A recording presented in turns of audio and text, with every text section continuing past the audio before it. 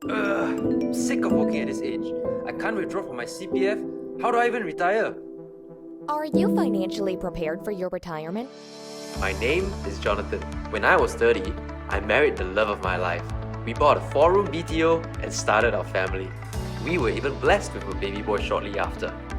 When I turned 35, our flat reached the minimum occupancy period.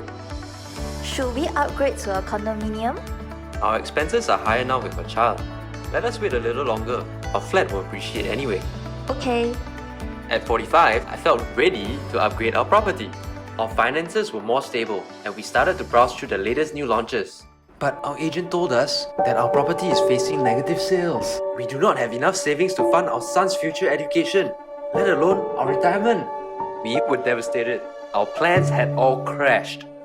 If you're at the age of 40 years old today and aim to retire by the age of 65, you'll probably need $2,500 per month from age 65 to 80, which will amount to up to $450,000.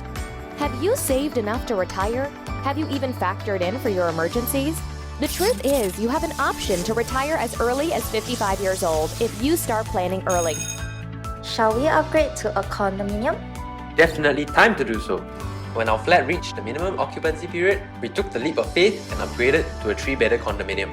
We even received $300,000 for our emergency funds and invested in another property for passive income. Now at 50, we are sitting on a profit of over $1 million. We have sufficient funds to send our child overseas to pursue his university education and yet maintain a healthy level of retirement funds. This is not a dream but a proven solution.